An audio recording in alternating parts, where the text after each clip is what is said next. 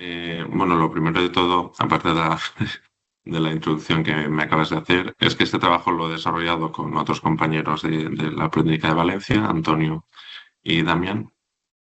Y bueno, sin más preámbulo, vamos a hablar un poco de voto. Eh, sí. Entonces, el índice de la presentación, bueno, me voy a centrar primero en cómo funcionan las elecciones, las fases y las entidades. Esta parte voy a intentar pues hacer analogías con cómo se vota de manera presencial, que creo que todos estamos más o menos familiarizados. Luego vamos a ver cuáles son las amenazas y las propiedades del voto electrónico. Igual es un tema que incluso para gente que trabaja en seguridad, el voto electrónico no es algo muy familiar.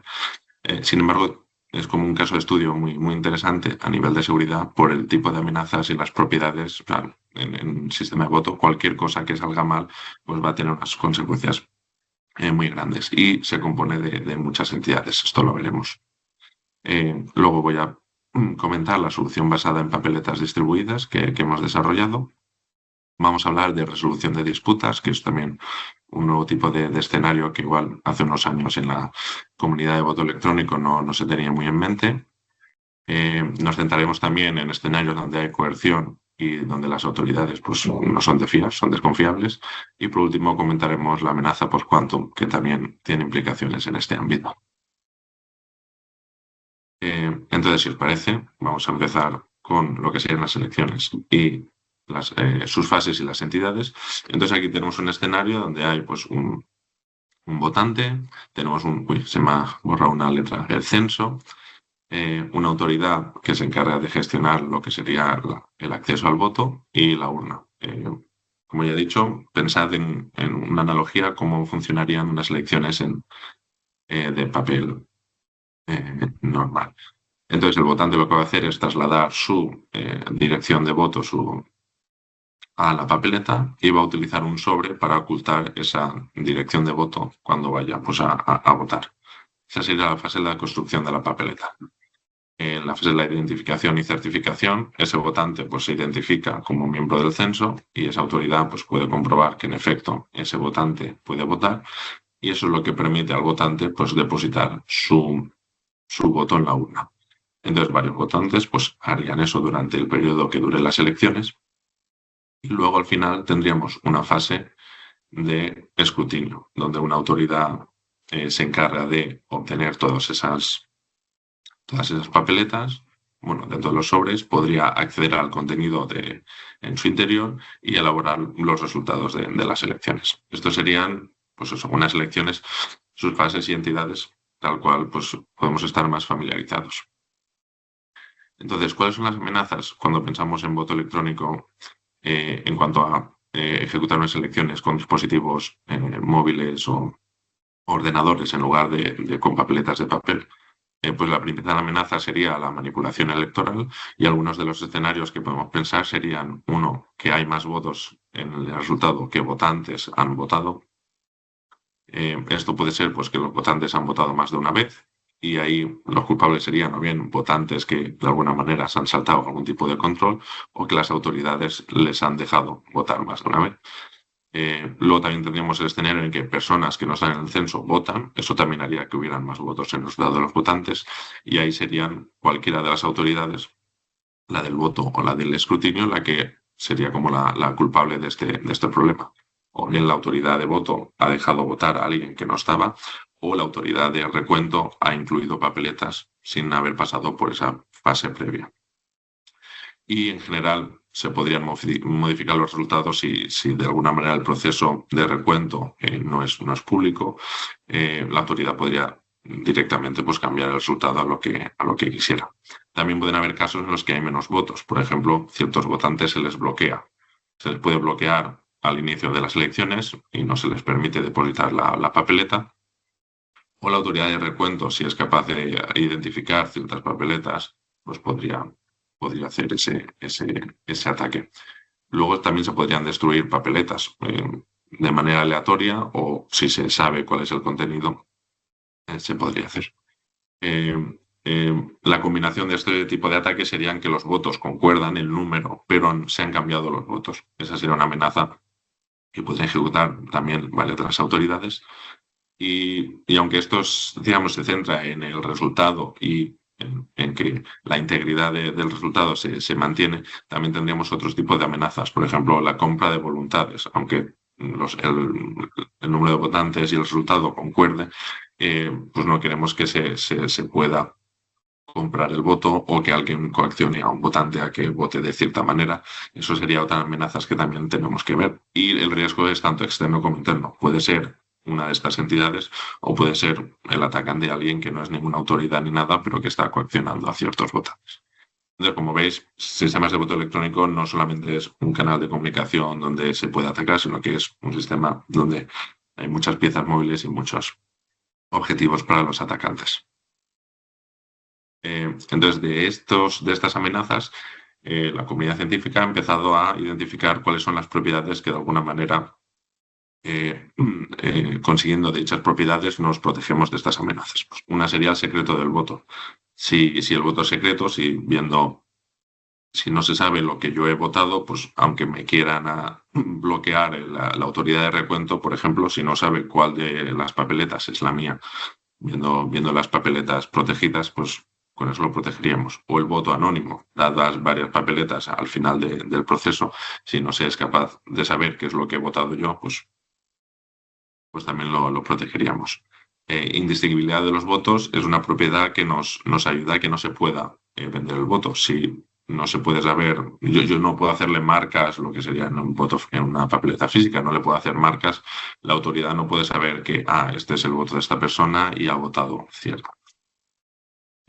Luego, cuando pensamos en las autoridades, en general, vamos a estar pendientes de esas dos cuestiones: manipulación de las elecciones y bloqueo a votantes específicos.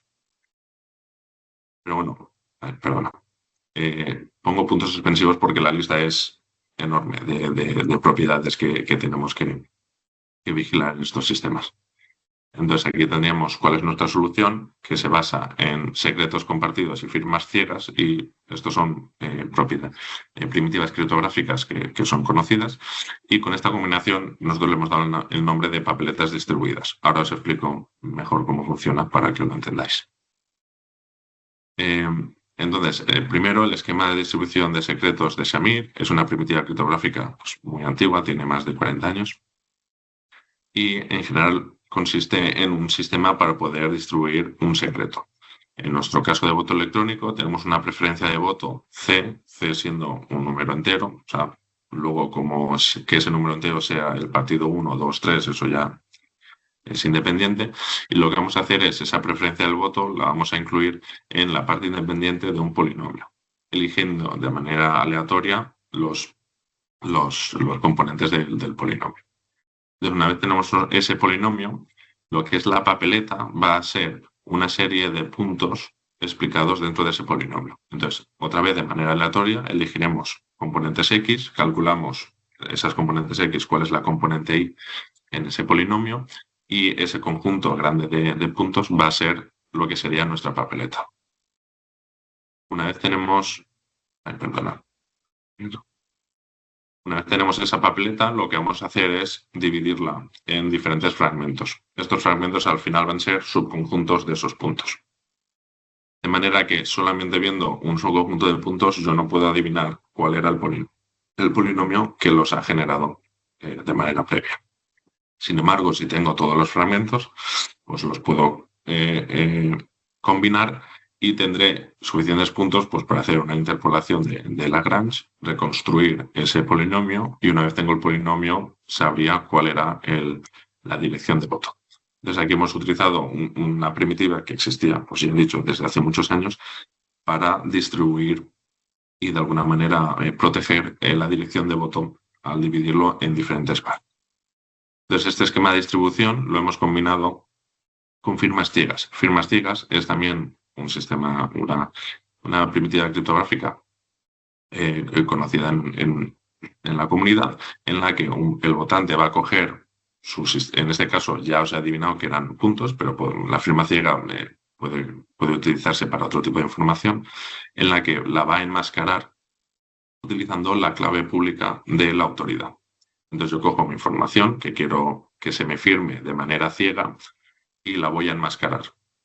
La autoridad, cuando recibe esta información, para que os hagáis una idea, es como si la papeleta la habríamos puesto dentro de un sobre. Viendo el sobre, nos adivina cuál es el contenido dentro. Entonces, para la autoridad, el contenido que hay que sea enmascarado no es accesible. La autoridad lo va a afirmar si, por ejemplo, nosotros nos hemos identificado y somos parte del censo, y cuando el votante reciba lo que sería eh, lo que le hemos enviado de manera enmascarada, ahora firmado por la autoridad, las primeras chicas tienen una propiedad interesante, que es que le vamos a poder quitar esa máscara y vamos a obtener el resultado original firmado. En conclusión, les estamos enviando algo enmascarado a la autoridad lo va a firmar, nosotros podemos quitar la máscara manteniendo la firma. Esa es la propiedad que tenemos interesante. Con esta propiedad tenemos la privacidad del voto. Cuando vamos a la autoridad no conoce que estamos votando, y también los sobres indistinguibles. Dadas dos de estas firmas ciegas, es imposible saber cuál era mía, cuál era de otra persona, porque son totalmente, para un usuario externo, son aleatorias. Entonces, ¿cómo funcionaría? Es que el votante, va a trasladar su voto a la papeleta y va a hacerlo lo va a dividir en fragmentos, lo va a proteger con esa firma ciega, con esa máscara. La autoridad va a recibir esa información enmascarada, y el votante se puede identificar con su propio certificado o con la información que tenga, y la autoridad va a comprobar que si en efecto es parte del censo, vale, yo firmo de manera enmascarada esa información. El votante va a quitar la máscara obteniendo los fragmentos firmados, y lo que va a hacer es repartirlos entre diferentes autoridades. Entonces, la razón por la que son distribuidas es que en lugar de una sola autoridad de escrutinio vamos a tener varias. Entonces, ¿qué es lo que nos da el tener, en vez de una autoridad, varias de esas autoridades?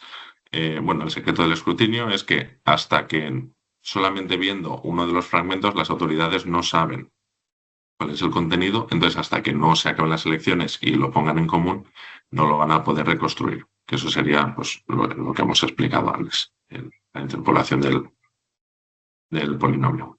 Entonces, hay otras primitivas que permiten realizar el voto electrónico. Unas son mixnets y otras son homomorphic encryption. No me voy a parar a explicarlas, pero digamos que hasta ahora no hay una solución perfecta. La nuestra tampoco lo es, claro, pero cada una de estas soluciones tiene como su peculiaridad. Por ejemplo, las mixnets sí que nos dan muchas muy buenas propiedades de cara a explicar que el recuento se basa en todas las papeletas que han entrado en el recuento, pero no tiene una alternativa, pues cuánto, que eso al final de la presentación veremos que es importante. También las soluciones basadas en homomorphic encryption pues tienen un coste computacional muy alto, que si tenemos elecciones con muchos votantes, pues empieza a ser algo costoso. Nuestra solución es muy ligera, y en lugar de estas operaciones criptográficas que son costosas, tenemos la distribución de información entre partes. Entonces, mantenemos un registro público de las operaciones principales, que luego veremos nos dan propiedades muy interesantes, y utilizamos el conflicto de intereses entre candidatos para mantener ese secreto. La idea es que las autoridades de recuento serán los candidatos a las elecciones, y podemos asumir que aunque varias de ellas intenten manipular las elecciones, no todas lo van a hacer, porque no tienen ese conflicto de intereses de que todas quieren ganar las elecciones. Y se mantendría la seguridad con que es una única autoridad no colabore con todas. O sea, haría falta que todas se compincharan para romper las propiedades de seguridad. En cuanto a resolución de disputas, este es otro campo, y la idea es que hasta hace poco, cuando hablamos de propiedades, hablamos de verificar las propiedades, verificar cuál es el número de votos en el recuento, cuál es el número de votantes, y luego que cada votante sepa que su voto se ha contabilizado. Pero no se consideraba qué ocurre en caso contrario. ¿Qué ocurre si cuando yo voy a verificar si mi voto se ha contabilizado? ¿Qué ocurre si no es el caso? ¿Qué hago después? ¿Cómo procedo? Entonces, os voy a poner un ejemplo. Yo soy un votante y a la hora de hacer el casting, depositar la papeleta, hago la distribución que hemos hablado, y una de las autoridades, mi fragmento, no no lo publica al final de las elecciones, con lo cual no se puede, no se podría reconstruir la papeleta y mi voto no se cuenta. Y ahora tenemos otro tipo de ataque en el que un votante a propósito no envía uno de los fragmentos y luego empieza a decir, oye, ese candidato, esa autoridad no me ha bloqueado, no ha enviado mi papeleta. De manera falsa, la papeleta, el fragmento de la papeleta no se había distribuido originalmente. Entonces, esto sería una disputa. Una disputa es una situación en la que dos ataques son posibles y de cara a una tercera parte que no tiene ningún tipo de información privilegiada, solamente la información que es pública, no es capaz de saber si quién ha sido el causante o qué autoridad o qué elemento, qué entidad ha sido maliciosa. Entonces, dada esta disputa, no basta solo con verificar que tu voto no está, sino que hay que poder probar a una tercera parte qué es lo que ha pasado. Y para resolver esta disputa, nosotros lo que hicimos es incluir una serie de recibos, de manera que cuando el votante, puede utilizar el láser, de manera que cuando el votante envía sus fragmentos, la autoridad que no es maliciosa va a emitir un recibo en un boletín público.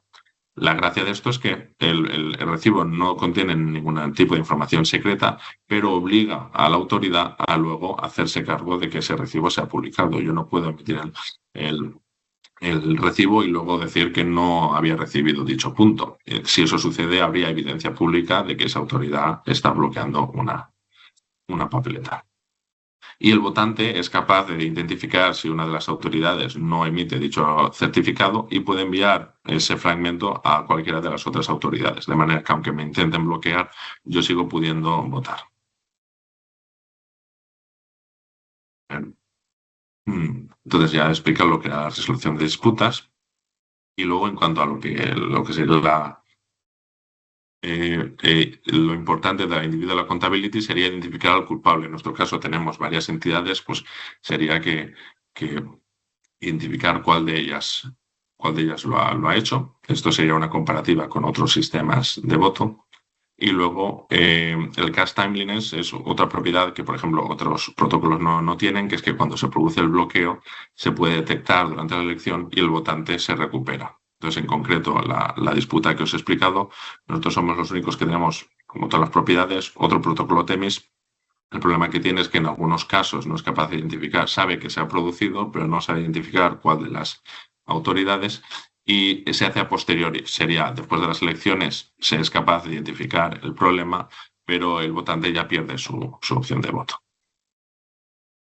Entonces, cuando hablamos de coacción, paso al siguiente tema, hay diferentes escenarios. Puede ser lo que todos pensamos, alguien te fuerza de manera puntual a que votes en una dirección, pero también sería otros casos, por ejemplo, un familiar o una pareja que tiene acceso a un dispositivo y vota cuando tú estás durmiendo.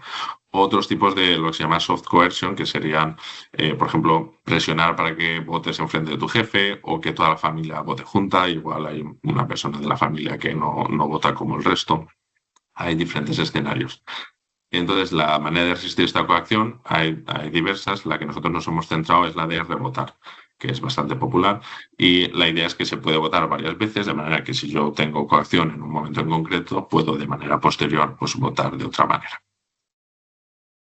Entonces, esta alternativa, nosotros nos hemos centrado no solo en aprovecharla, sino también seguir con el mismo tipo de escenario en el que, vale, queremos que se pueda rebotar y permitimos que la autoridad pueda generar esas papeletas de manera secreta, pero no queremos darle más poder a la autoridad, porque la autoridad podría, ya decir, generar más papeletas de manera secreta y manipular las elecciones, o, por ejemplo, revocar papeletas de gente que no me gusta lo que va a votar, pues la autoridad revoca en las papeletas de dichas personas o bloquear. Si yo sé que has sido coaccionado y no quiero que cambies tu voto, pues podría bloquear.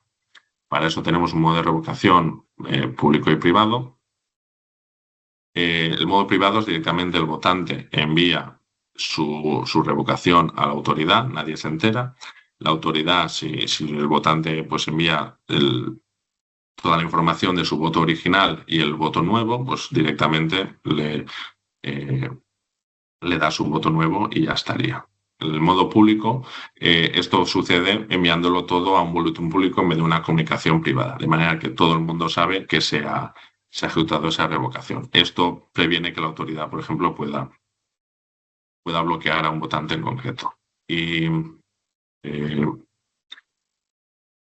¿qué ocurre en este escenario? Hemos dicho que en el modo privado nadie se entera de que alguien intenta revocar y la autoridad puede generar más papeletas. La manera de protegernos contra esto es que cuando vamos a hacer el recuento, la autoridad va a publicar una serie de compromisos y de los votos que la autoridad dice que han sido revocados y su dirección de voto.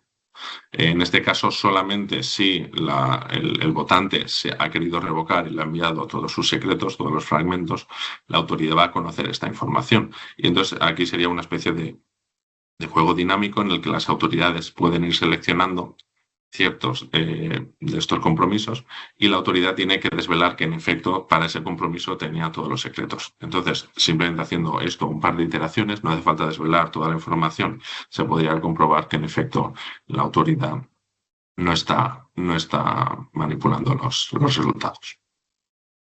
Vale. Y por último, el tema post-quantum que os he anunciado al principio, cómo afecta todos los mecanismos que estamos implementando cuando tenemos una amenaza post-quantum.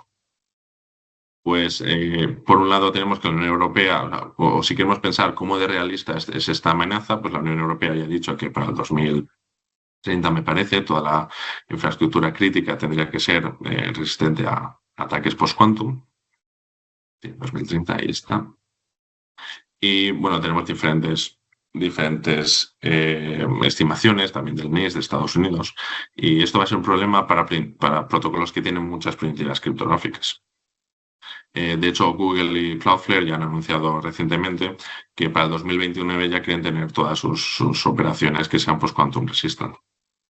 Entonces, ¿cuál es el ataque? Aquí en general tendríamos diferentes sistemas criptográficos como RSA de clave pública, que se utiliza pues, para establecer conexiones, pero también lo utilizamos nosotros en nuestras blind signatures. Y el tema es que necesitaríamos criptográficas post-quantum que, dado un ordenador post-quantum que puede romper las primitivas tradicionales, pues son resistentes. Un ordenador post-quantum pues, no puede desencriptar un mensaje sin tener la clave o sea, queremos protegernos de ese tipo de escenario. De hecho, uno de los problemas principales a los que nos enfrentamos se llama el Harvest Now, Decrypt Later, que es básicamente, aunque ahora no tengamos ordenadores post-quantum, yo puedo almacenar un montón de la información a día de hoy y cuando tengamos ordenadores post-quantum empezar a romper esos cifrados. Pues en el contexto de unas elecciones os podéis imaginar que es también importante. ¿Y esto cómo afectaría a los sistemas de voto electrónico? Pues, por un lado, necesita cambios en el diseño. Ya hemos visto que no todas las opciones son post-quantum. En concreto, Mixnet, que es una opción popular en los sistemas de voto electrónico, no existe una alternativa post-quantum. Entonces, nos obligaría a utilizar sistemas, pues, por ejemplo, como el nuestro. Y luego, de cara a continuar, digamos, no solo el diseño, sino desarrollar, implementar soluciones y que se puedan gastar, pues también necesitaremos librerías que puedan, que implementen esas nuevas primitivas post-quantum. No solo tienen que estar disponibles, sino que sean realistas. Ahora mismo es un tema muy científico de frontera, pero no hay soluciones que se puedan gastar, o hay muy pocas que se pueden gastar en elecciones y que los tiempos sean cortos para que se puedan efectuar de manera razonable. En lo que sería la comunicación, sí que existen ya ciertas partes que son post-quantum. Por ejemplo, en TLS 1.3 ya existe el acuerdo de claves de manera post-quantum y ahí sí que se están haciendo muchos avances porque afectan a otro tipo de sistemas también. Y luego el hecho de que sean post-quantum a la hora del despliegue pues también tendría sus otras inconvenientes. No solamente tiene que ser seguro post-quantum, pero cuando hacemos el despliegue con todas estas primitivas criptográficas y todas estas propiedades que hemos hablado, pues es muy fácil o hay que tener mucha consideración para no ser atacados de otro tipo de maneras. Pues una librería que nadie conocía que se tenía, pues tiene malware, etcétera. Entonces, al final lo que es tener una solución desplegada que sea pues quantum segura y también tradicionalmente segura, pues eso es un reto. Y es en el trabajo futuro, básicamente, que estamos haciendo es eso, el desplegar el sistema de voto que os he explicado de manera segura, tradicional y post-quantum. Y nada, con eso yo creo que ya estaría mi presentación. Muchas gracias. Yo tengo una pregunta. Sí, Claro, ¿qué grado de fiabilidad, por un lado, tiene respecto al voto ordinario a nivel técnico? Y por otro lado, ¿qué grado de aceptación creéis que tendrá? Porque todavía hay mucha susceptibilidad, tanto por algunas personas como entidades, de incorporar este tipo de procedimientos que, aunque realmente garantizan más que todo funciona como toca y que atiende a la norma jurídica que corresponde, la mentalidad todavía no está tan avanzada. No sé si esto lo habíais sí. valorado. Sí, es una buena pregunta.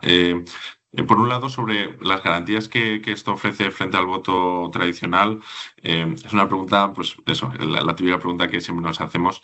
El voto tradicional, hecho bien y, por ejemplo, conforme lo podemos conocer en España cómo funciona, tiene muchas garantías, sobre todo porque tiene ese componente en el que tú no solamente puedes coger, ir y votar, sino que tú podrías estar en el colegio electoral y de alguna manera asegurarte que desde que depositas tu papeleta, si te quedas ahí todo el día hasta que acaba y se hace el recuento, tú puedes verificar que nadie ha movido esa urna o se ha modificado de alguna manera. Eso es una garantía que, aunque no creo que mucha gente lo haga, eh, es algo que de alguna manera sería 100%, nos aseguramos de que la integridad se ha mantenido.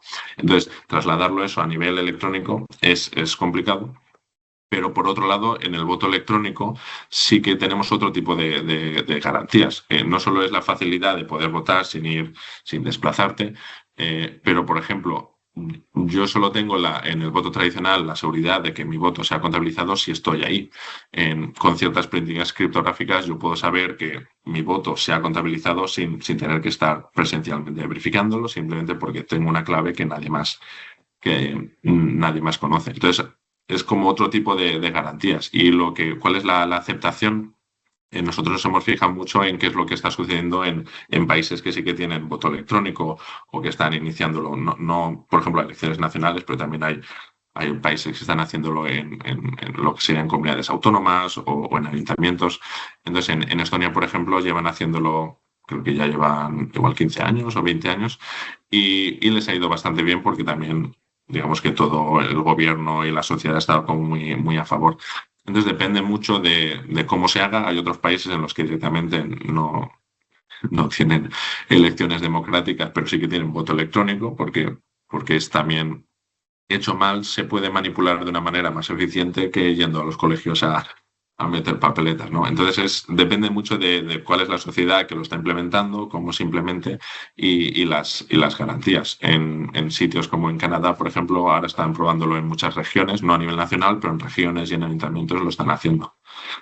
Y, y entonces yo diría que no es que sea una solución 100% perfecta, como también pueden haber problemas en las secciones eh, presenciales, pero sí que se está avanzando mucho en las garantías que se ofrecen. Y hay en sitios en los que se está utilizando de manera muy, muy correcta. Entonces, ya veremos. Espero que esto responda a la pregunta. Sí, sí, gracias. Muchas gracias, José Luis. Bueno, yo por mi parte, darte la enhorabuena también por el trabajo. Yo sí que conocía el trabajo que había estado haciendo Damián López y su patente de método de control de voto electrónico. Sí que quería preguntarte dos cosas. Por un lado está la parte que nos has presentado que se refiere a autoridades no confiables. ¿Se basa en el método que también tenía Damián de registro distribuido para el control de acceso anónimo? Es una evolución. Damián tiene, o sea, ese sistema era en general para el acceso anónimo. Acceso anónimo puede ser para hacer cualquier cosa, puede ser para acceder a un OneDrive, a una nube en la que hay ficheros que son confidenciales o cosas así. Entonces Ujú. nosotros sí que pero sí que ese trabajo continúa, ese trabajo aplicado a los sistemas de voto que tienen como muchas más dolores de cabeza, si quieres. Porque uno de los problemas que sí que teníamos con el sistema de acceso anónimo es que muchas veces nos preguntaban, vale, pero ¿para qué necesito acceder de manera anónima? Hacía falta como ese caso de uso en el que mantener la privacidad de quien accede es muy importante. Y el sistema de voto electrónico es como muy obvio para todos Claro. que uno no quiere que se sepa pues, de la identidad de uno cuando accede a ese servicio. Vale, vale, muchas gracias. Sí, está claro que es un caso de uso muy, muy concreto, ¿no? de ese método. Vale. Luego, por otro lado, cuando has explicado el voto electrónico frente a coerción, has dicho que utilizabais dos opciones para evitar situaciones de coacción. Una, que puedas hacer un revoto y luego también que puedas revocar tu voto. Pero ¿cómo evitarías, por ejemplo, que hagas ese revoto en el último momento o la revocación en el último momento bajo una coacción? Sí, buena pregunta. Esa es una área en la que una vez se empezaron a utilizar o se empezaron a proponer estos sistemas, obviamente muchos investigadores empezaron a pensar qué ocurre, ¿no? Si esa situación, esto era por ejemplo un caso que se contempla en Suiza, donde también hay voto electrónico, que es que la familia tiene como tradición, o igual el padre de familia o la madre tiene la tradición de que todo el mundo vota, incluidos los hijos. Igual los hijos no quieren votar en frente de los padres porque votan de una manera distinta. Igual eso lo hacen la noche de antes y el día siguiente se van todos de viaje y ya no hay opción de poder, pues eso, hacer otro tipo de voto, ¿no? Y frente a ese problema sí que se han propuesto soluciones. Una de ellas es que el tiempo donde se acaban las elecciones solo sea conocido por el votante. ¿Esto qué significa? Yo cuando me voy a identificar y voy a hacer todo este sistema de voto, igual tengo una semana para hacerlo y a mí me dicen, pues el miércoles por la tarde es cuando ya tú ya no puedes votar a partir de ahí. Entonces, aunque ese padre o madre de familia tenga esa tradición y a mí me intenten coaccionar a votar el viernes o el sábado por la noche, da igual porque ese voto ya no se va a contar. Yo ya sé que todo lo que se vote a partir del miércoles, por mi parte, no cuenta. Entonces, tener diferentes tiempos, igual cada persona de la familia tiene diferentes tiempos y ajustarlo para saber que es el último voto complica mucho de cara al atacante que quiere hacer la coacción. Entonces, esa es una de las mejores maneras, pero hay muchos tipos. Otros investigadores han hecho que sea cuantos más votos a una dirección de voto, esa es la dirección de voto que se cuente. Entonces yo puedo, pues el lunes me levanto y voto a quien quiero votar todo el día, y entonces aunque luego yo me vea forzado a votar a otra dirección, da igual en qué momento se haga, mientras no vote más de 100 veces que había votado el primer día, pues no afectaría. Entonces es un tema que se está investigando y hay diferentes soluciones también con sus pros y sus contras. Vale, muchas gracias. O sea que eso está por resolver todavía, ¿no? Por lo que veo. Sí, sí, sí, sí. Vale, de acuerdo. Bueno, pues nada, muchas gracias, José Luis. No sé si de esta que estáis haciendo también tenéis previsto que haya alguna patente. Patente no lo sé porque eso lo lleva Damián, pero sí que ahora que estamos haciendo el despliegue, sí que queremos hacer unas elecciones igual en la Universidad Politécnica o abrirlo un poquito y utilizar este sistema, dijéramos, testearlo con personas. Vale. Bueno, pues muchísimas gracias.